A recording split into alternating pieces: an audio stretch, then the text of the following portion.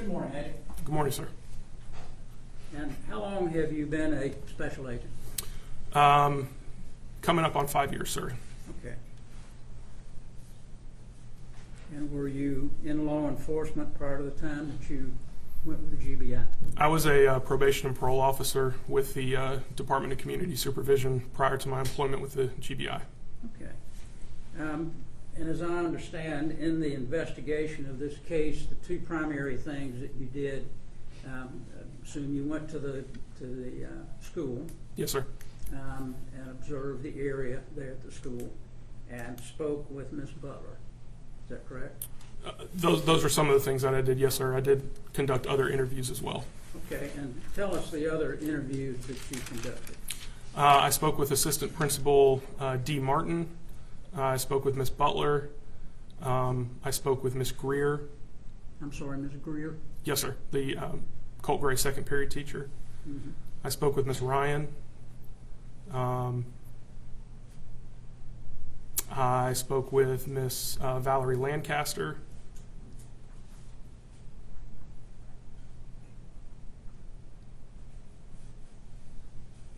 And I also spoke with Miss Suzanne Harris, who was Colt Gray's first period teacher. And I assume that all of these interviews were recorded? Yes, sir. Okay, and those have been turned over to the district attorney's office? Yes, sir. Okay. Other than those interviews, is there any other interviews that you've conducted? Not personally, no, sir. Okay. Is there any other thing that you have done in this case since you completed your last interview? Since I've completed my last interview, I conducted the video review, so the review of all the surveillance video that I obtained. I assisted in facilitating transport of certain items of evidence, including cell phones, in order to get those extracted. And I've participated in a number of other things. It wasn't just the interviews and the video review. There were several other things that I participated in. Okay. Are you the actual case agent in this case? Are you going to be classified as a case agent? Or? No, sir, I'm not the case agent. I assisted the case agent with this investigation. Okay. You indicated that you assisted in collecting cell phones. Is that right? Yes, sir. Okay, and whose cell phones did you collect? One of the cell phones was the property of Colt Gray.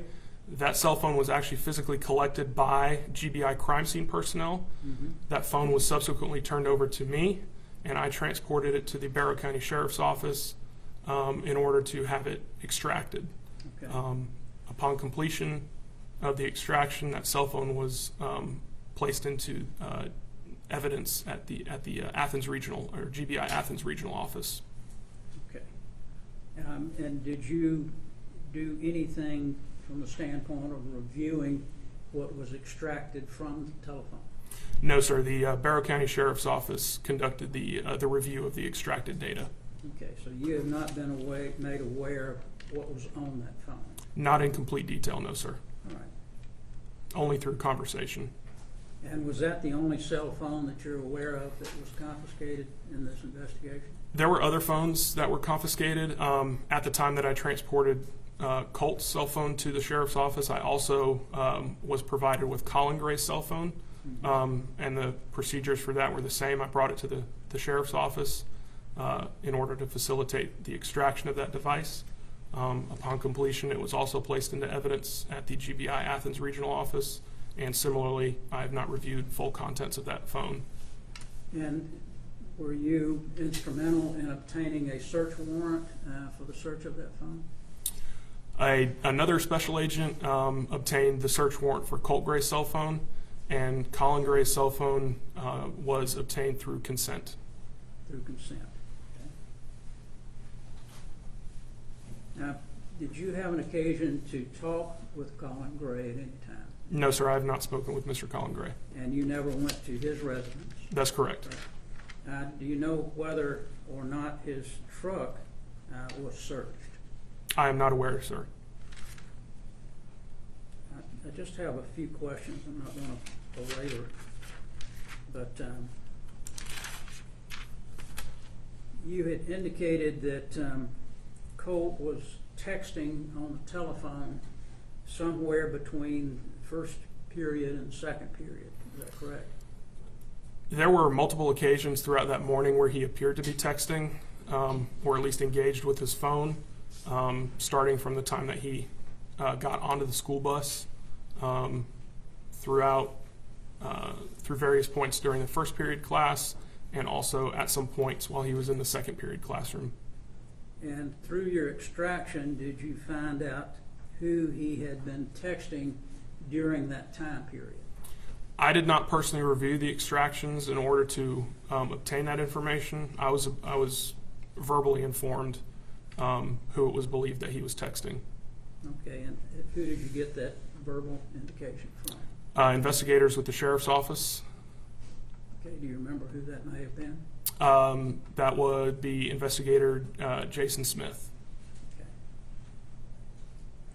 And reviewing the video, you told us you observed Colt with the backpack and with this cardboard wrapped around would have been wrapped around the barrel, I assume, of the weapon. Yes, sir. And when he left the first time, left the classroom, and he left the backpack, was the gun still there? Presumably, yes, sir. The backpack remained in the first period classroom, and the protruding poster board was still there. Mm-hmm. And it was the poster board and its contents were propped against the table that Colt Gray was seated at. Okay. So the backpack had been left in the classroom while he was gone. That's correct. And then he took the backpack the second time that he left. Yes, sir. That's when he went to the bathroom, I'm saying. Yes, sir. All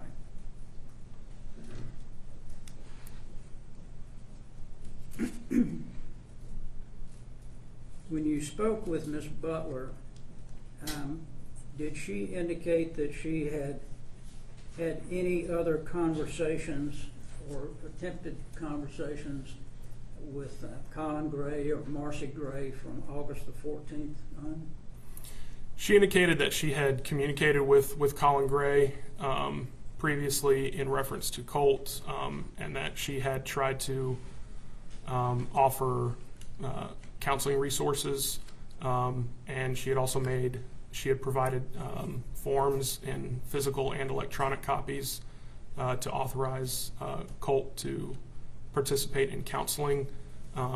She specifically mentioned a program. I can't recall the name of it at this time, but I do recall that she mentioned a program where a counselor could come to the school and meet with Colt. She also mentioned that Colin Gray had expressed some concerns about being able to pay for counseling.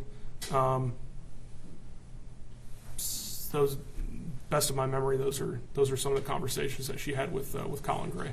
Okay. And do you know whether the documentation of that, the paperwork for that, was ever located? Not by me. I'm not sure, sir. All right. Let me just ask you a couple of questions about this weapon. You indicated that it was an M400 rifle. Yes, sir. And tell us exactly what an M400 rifle is. I'm not personally familiar with Sig Sauer rifles, having never personally handled one, but based off of the photos that I've seen, based off seeing it at the crime scene itself, it appears to be an AR-15 platform rifle, semi-automatic, magazine-fed rifle, black in color. All right. Well, it was about 54 years ago when I was in the military, so I don't know much about the guns today. But you said it was a semi-automatic, not an automatic. Correct. Okay. And I'm not going to, since you're not an expert, I'm not going to ask you the difference, but that's what you understood, that it was semi-automatic, correct? Yes, sir.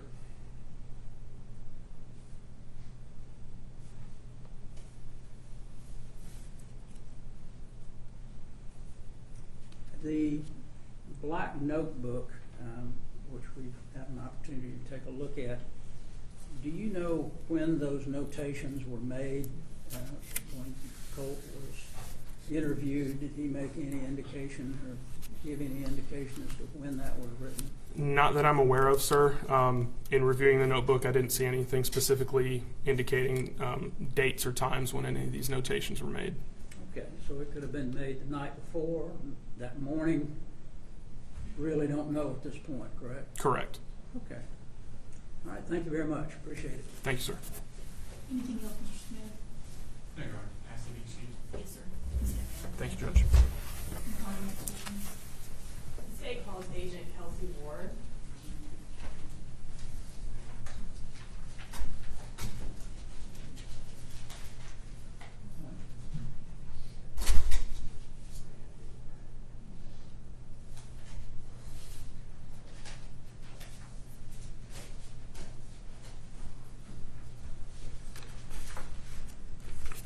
Just say her name one more time for me. Kelsey Ward, K-E-L-S-E-W-A-R-D.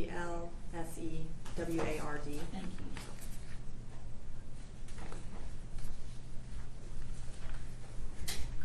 Yeah.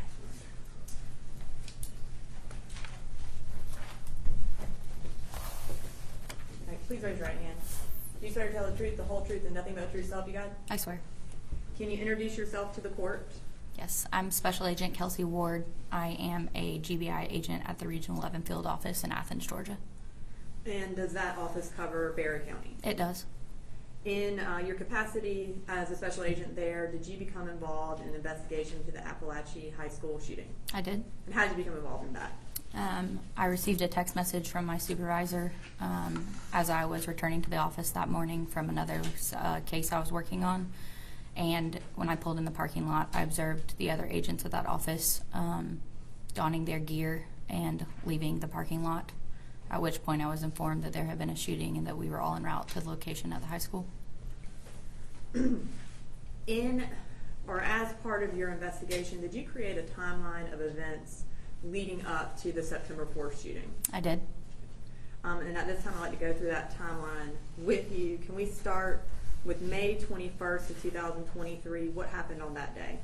On May 21st, 2023, the Jackson County Sheriff's Office made contact with Colt and Colin Gray at their residence in Jackson County in reference to an FBI tip that had come in to their office about some school-related shooting threats that had been made on the app Discord. Okay. And what was the discussion, I guess, with Colin about the nature of the tip and what the reason that the sheriff's office was there? When the deputies arrived at their residence, Colin came to the door alone. The deputies asked him to come outside to speak with them, which he did. They had a general conversation about the children that he had who was living at the home at the time. He stated that his oldest son, Colt, was living at the residence with him. They discussed if there were firearms in the residence, to which he said there were. They asked if those firearms were loaded. He said they were not loaded at the residence. They asked if Colt had access to those firearms. He said he did. Collins stated that Colt did have access to them. They discussed some previous bullying that Colt had experienced at schools he had attended in the past, and some other anxiety that Colt had experienced. Okay. And what happened at that point? At that point, they asked if they could specifically speak to Colt. Colin agreed and returned inside the residence to retrieve his son. Colt came outside, and the deputies asked him, "Did you say that?" And when he said, "Did you say that?" what were they referring to? Colt indicated that his dad had somewhat briefed him inside the residence about what the deputies were at their home to discuss. They didn't really provide Colt with any specific background about what they were there for. They just asked, "Did you say it?" To which he said he believed they might have misunderstood. They asked him if he had a Discord account. He paused, looked at the ground, and stated he did, but it had been deleted, and he had not had it when they had been at that current residence. And at that point, did they leave, or was there any other discussion? There was very brief discussion about the bullying he had experienced in the past. They stated they were going to take his word for the fact that he did not say anything about school shootings at that time, and then the conversation with him concluded, and they left the scene. Now drawing your attention to October of 2023, was the Department of Family and Child Services involved with the Gray family? They were. Okay. And so in October of 2023, did they have an open case with them? They did. At that time, did Colin provide any information to DFACS about counseling? He did. Colin stated that all of his children were in counseling at the Barrow Ministry Village. That has been checked into, and Barrow Ministry Village does not have any record of those children attending any counseling.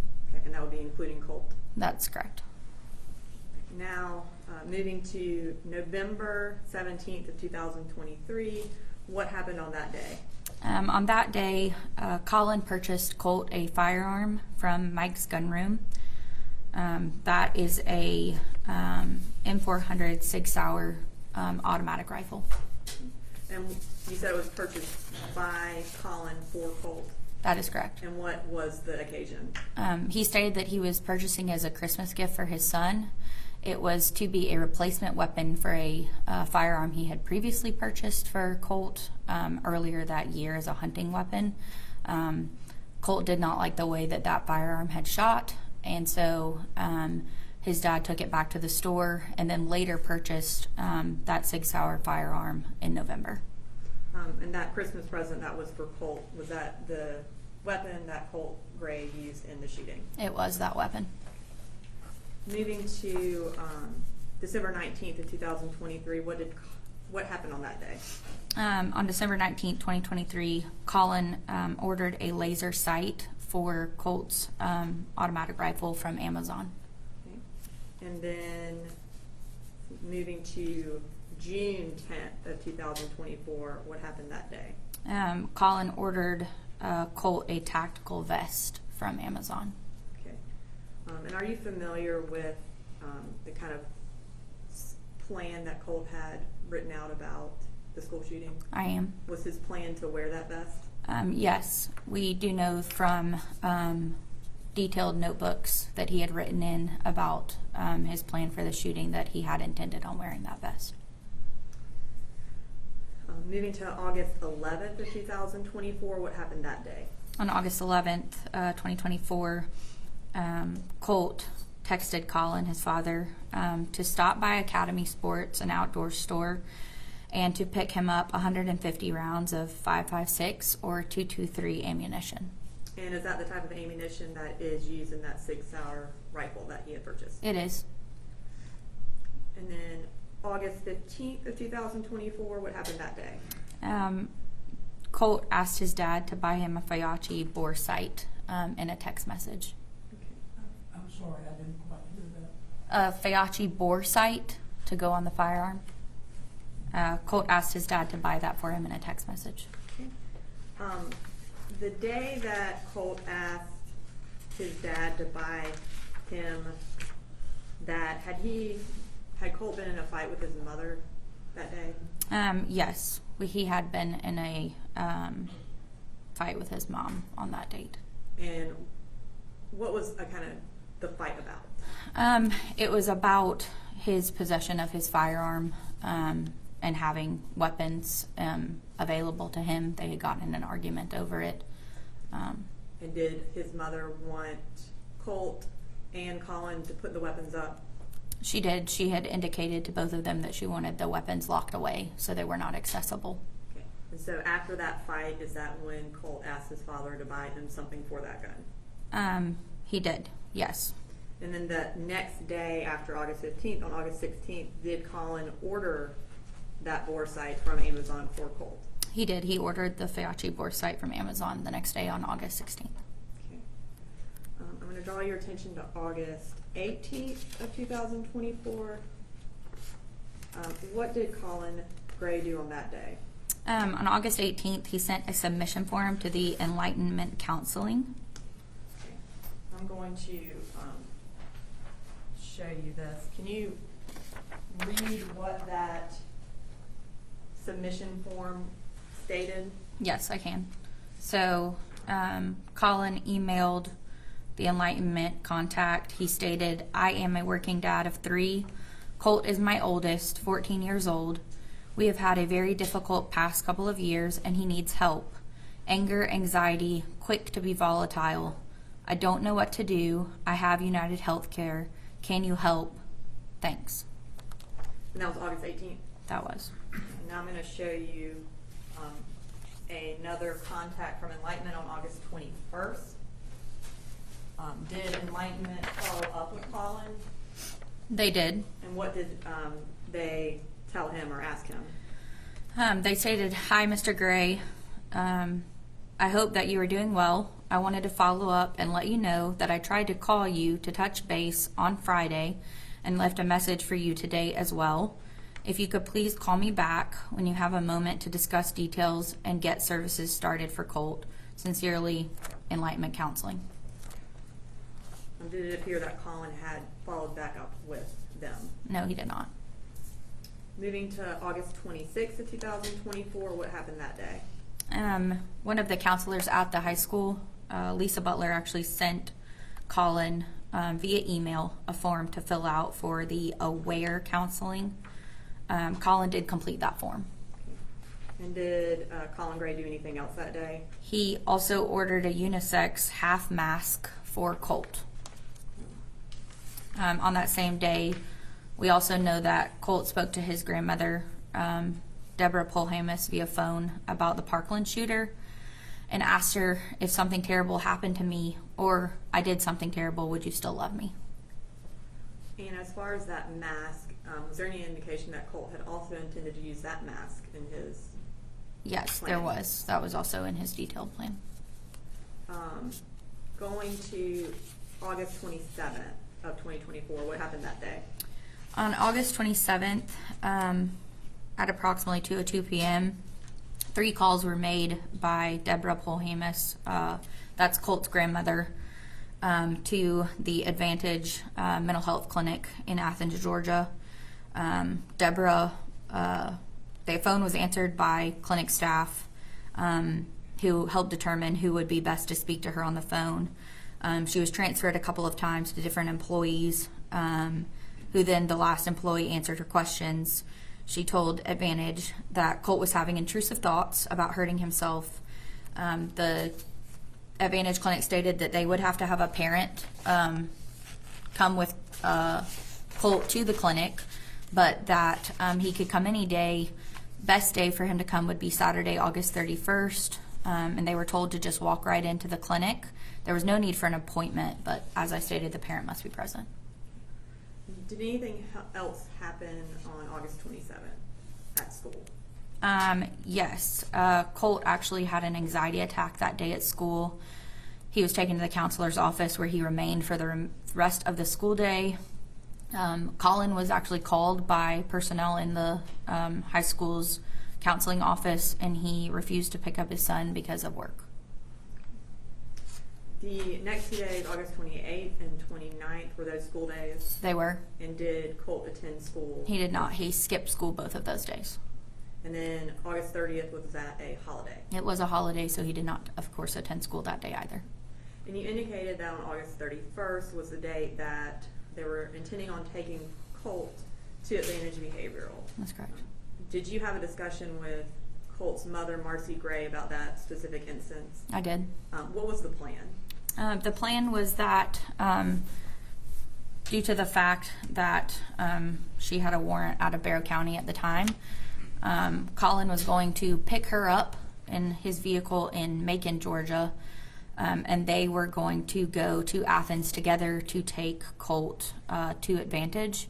That was the plan that had been discussed for that Saturday. She informed me that the night before, so that would have been Friday the 30th, she spoke with Colin over the phone. They got into an argument over whether or not the firearms at Colin's residence had been secured, which she had been informed by another child had not been secured. Due to that argument, she stated that Colin did not pick her up in Macon the next day, and in return, Colt was not taken to Advantage. Marcy stated that Colin stated he could not pick her up due to not having money for gas. Now, moving to September 2nd of 2024, was that also a school holiday? That's correct. There was no school that day. And was September 3rd a school day? It was. Did Colt attend school that day? He did not. He skipped school again that Tuesday. Now, moving to September 4th, the date of the shooting, around 8:30 in the morning, did Colt text his father, Colin? He did. And what did he say? He sent his dad a text that stated, "I will text you in about an hour. It's important. Please answer when I do." Were there any follow-up texts from Colt to his father? There were. At 9:42 a.m., Colt texted Colin again. He stated, "I'm sorry. It's not your fault. Know I love you and Jenny and Coley. You're not to blame for any of it." And did Colt also text his mother? He did. And around when did he text her? He texted her at approximately 9:50 a.m. And what did he say to her? "I'm sorry." What happened after Marcy received that text? Marcy called the school at approximately 9:50. She was on the line with them for approximately 8 minutes and 29 seconds. During that call, she spoke with Lisa Butler. She explained that she, Marcy, and Colin had received some very concerning text messages from Colt, and she wanted the school to put hands on him immediately and determine where he was inside the building. Okay. And while Marcy called the school, did Colin also call the school? He did not. Now, what approximate time did the school shooting begin? The school shooting started at approximately 10:22 a.m. Okay. Now, moving to Colin Gray's home, was a search warrant conducted at his home? It was. And is that home, where is that home located? I guess in Bexar County. It's in Bexar County. What day was that search warrant completed? It was completed the afternoon of September 4th, which was the day of the incident at Apalachee High School. Were guns located in the home? There were. And approximately how many guns? There was an AR-15 located in the home. There was a black and color shotgun located in the home. There was one black Glock located in Colin's vehicle, and then there was one black BB gun that looked like a real gun located in the kitchen. And then later, I actually received a text message from Marcy indicating that when she had returned to the house later that day after the search warrant was complete, she had located a tan and color handgun in the floor of Colin's bedroom. As far as the assault rifle and the shotgun, where were those located? The shotgun and the rifle were located in the top of the closet in the bedroom that Colin and Coley, his youngest son, shared. And how old is Coley? He is 8 years old. And were the guns secured in any way? They were not. And whose guns were those? Those belonged to Colin. Was anything else at the top of the closet?